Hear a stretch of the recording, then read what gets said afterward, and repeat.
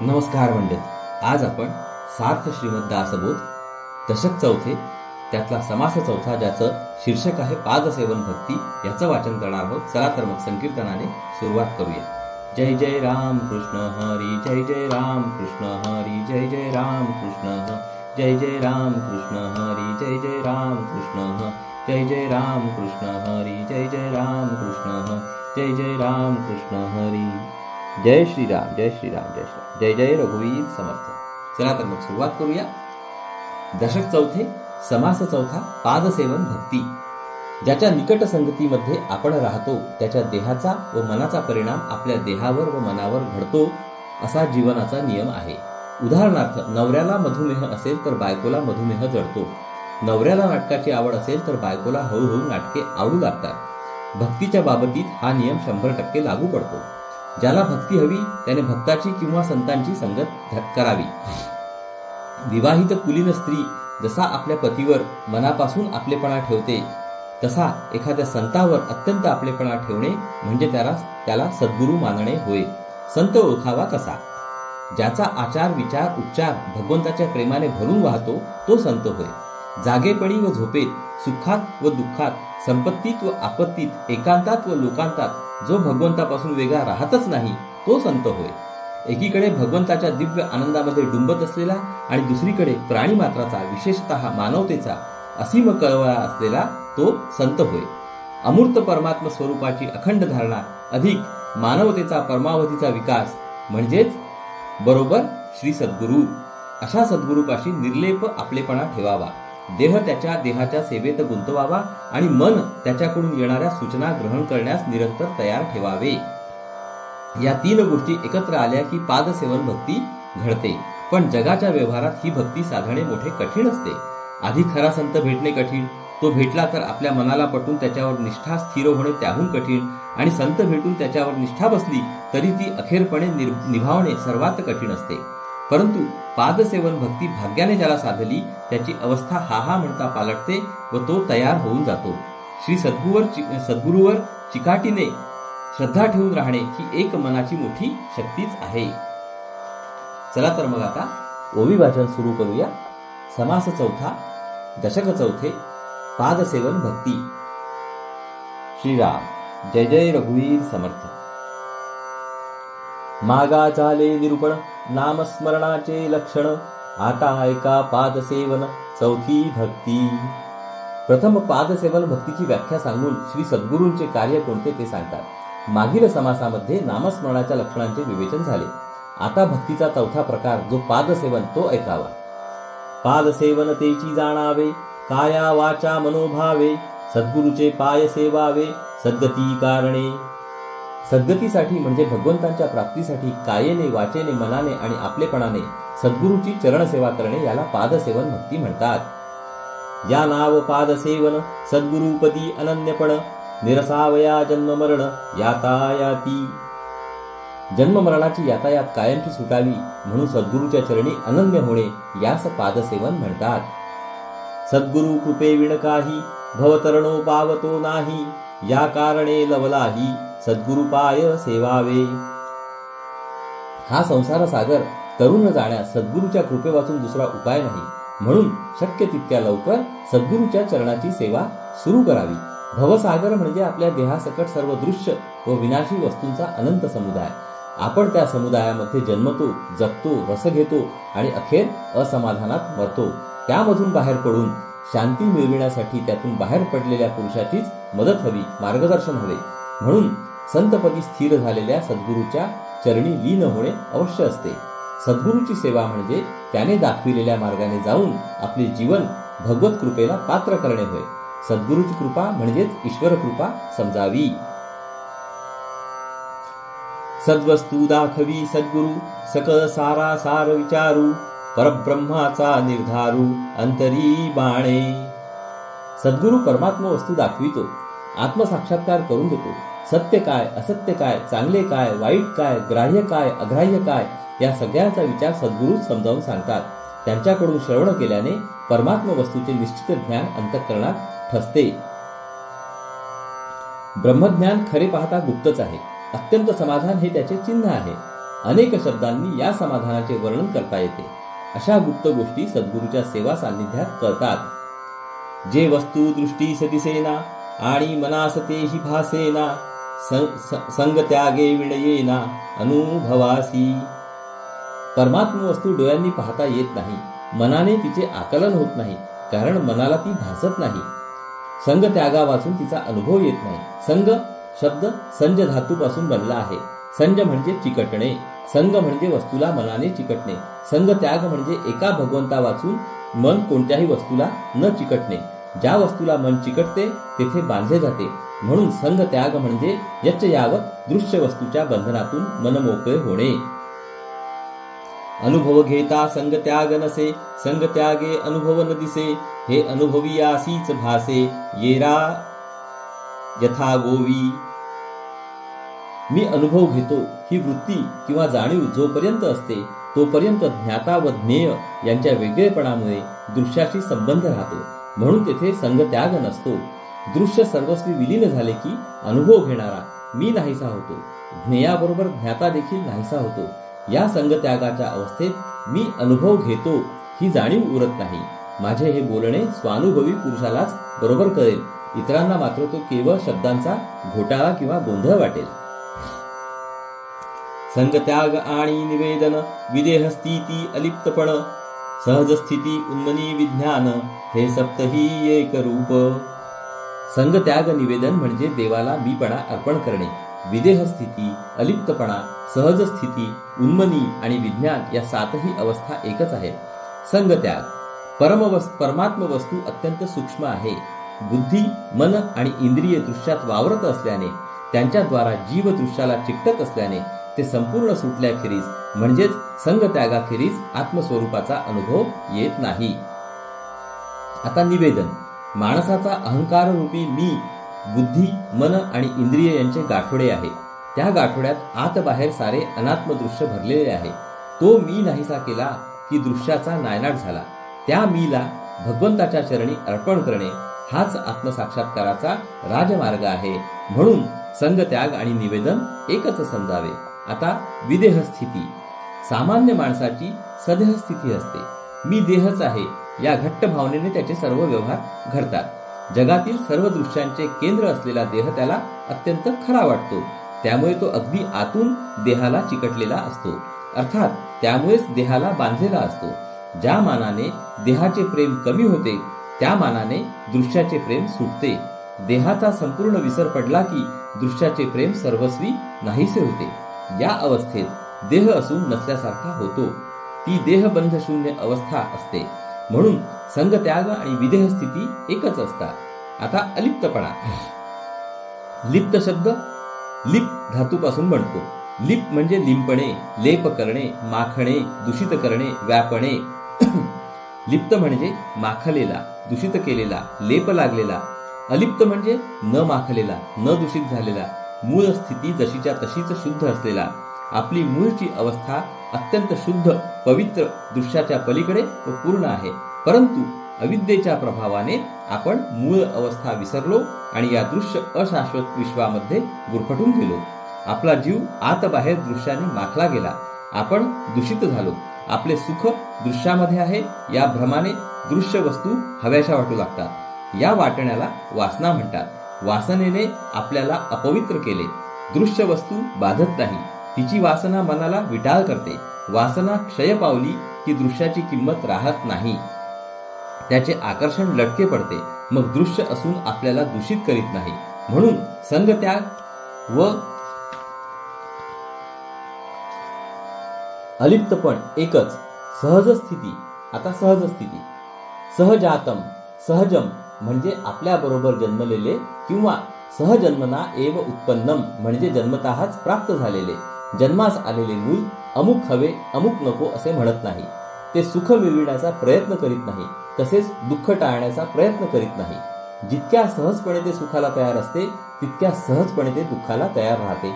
या अवस्थेला वेदांतात सहज स्थिती असे म्हणतात. दृश्य हे मूलतः भ्रम असल्याने ते खरे सुखाचे नाही, तसेच ते खरे दुःखाचे नाही. म्हणून दृश्याला चिकटलेले मन तेथून संपूर्णपणे सुटून हृदय कमलात स्थिर झाल्या वाचून सुख दुःखांना सहजतेने तोंड देता येत नाही. दृश्यात गुंतलेले मन सुटणे म्हणजेच संगत्याग होय. अर्थात संगत्याग साधला की त्याचे पर्यवसान सहजावस्थेत होते. यासाठी दोन्ही एकच होत. आता उन्मनी, उद अधिक मनस मिळून उन्मन शब्द बनतो. उद म्हणजे ऊर्ध्वगती, श्रेष्ठत्व, पूर्णता, विकासणे, मुक्त होणे इत्यादी. मनस म्हणजे मन. सामान्य माणसाचे मन जागेपण, स्वप्न आणि गाढ झोप या 3 अवस्थांमध्येच वावरते. पण 3ही अवस्थात ते दृश्याने भरलेले असते. जागेपणी इंद्रियांच्या द्वारा जे जग आत घेतलेले असते तेच स्वप्नात अवतरते. तेच गाढ निद्रेत तात्पुरते लीन होऊन राहते. साधनी माणूस साधनाच्या हत्याराने मनात भरलेला दृश्याचा भाव कमी करीत जातो. त्यामुळे मन सूक्ष्म बनत जाते. मनाची सूक्ष्मता एका विशिष्ट अंशाला पोहोचली की साधकाला मी देह नसून आत्मा आहे असा अनुभव येतो. मनाच्या या अवस्थेला चौथी किंवा तुर्या अवस्था म्हणतात. या अवस्थेमध्ये एकीकडे स्वस्वरूपाचे भान असते तर दुसरीकडे दृश्य जगताचे भान असते. मनाचा विकास होता होता ते तुर्येपर्यंत पोहोचते. पण याही पुढे विकास होतो.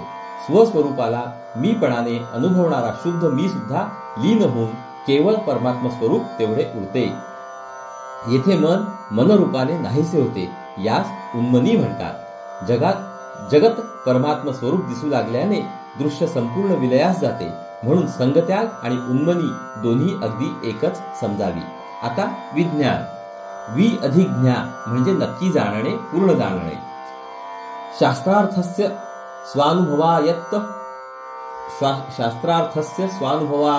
स्वानुभवायत्वापादनम विज्ञानम म्हणजे शास्त्रार्थ स्वानुभवारूढ करणे किंवा शास्त्रात वर्णिलेल्या परमात्म स्वरूपाचा स्वतः अनुभव घेणे. विज्ञान म्हणजे सायन्स असा अर्थ जरी केला तरी त्यामध्ये प्रत्यक्ष प्रयोगाने सिद्ध झालेल्या प्रमेयांनाच ज्ञान म्हणून किंमत असते. परमात्म स्वरूपाचे अनुभव सिद्ध ज्ञान या अर्थाने विज्ञान हा शब्द श्री समर्थांनी येथे योजिला आहे. परमात्म स्वरूप अत्यंत सूक्ष्म असल्याने त्यास काहीही स्थूल किंवा दृश्य स्पर्श करू शकत नाही. जोपर्यंत आपण दृश्याला चिकटलेले असतो तोपर्यंत आपण परमात्म्याला स्पर्श करू शकत नाही. दृश्याचा संपूर्ण त्याग करणे हा संगत्याग होय. म्हणून संगत्याग व विज्ञान एकदमच प्रगट होतात. अर्थात संगत्याग व विज्ञान म्हणजे परमात्म स्वरूपाचा साक्षात अनुभव एकच आहे.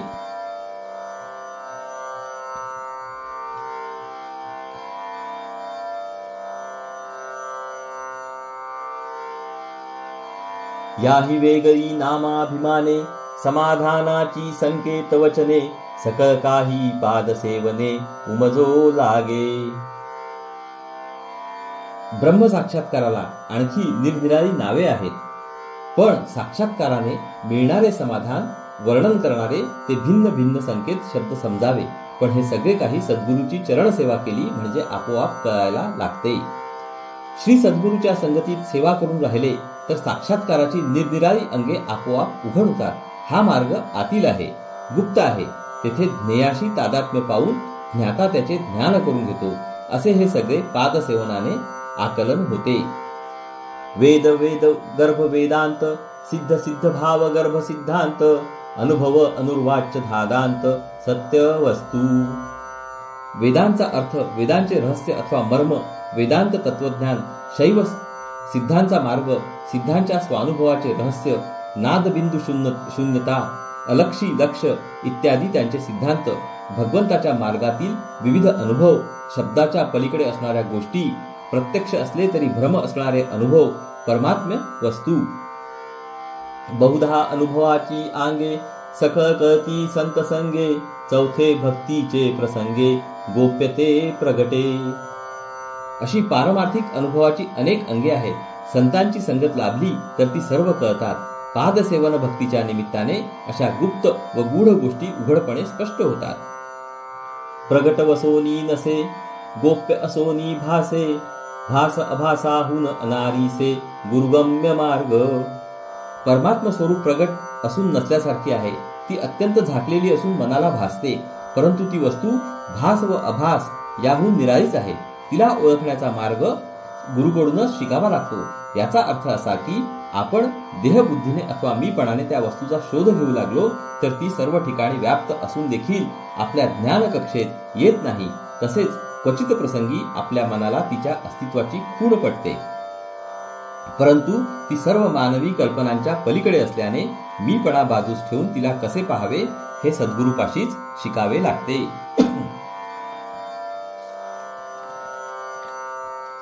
मार्ग होये परी अंतरिक्ष, जेथे सर्वही पूर्व पक्ष, पाहो जाता अलक्ष, लक्ष वेना. परमार्थ हा खरा मार्ग, पण तो आत जाण्याचा मार्ग आहे, आत पाहण्याचा मार्ग आहे. आत पाहताना एका आत्मस्वरूपा वाचून सर्व काही अनात्मच समजायला पाहिजे. कारण जे जे काही पाहता येते ते आत्मा नव्हे. मीपणाने पाहू जाता आत्मवस्तू पाहता येत नाही, ती अलक्षितच राहते. पूर्वपक्ष आणि सिद्धांत ही वेदांत शास्त्रातील विषय मांडण्याची पद्धत आहे.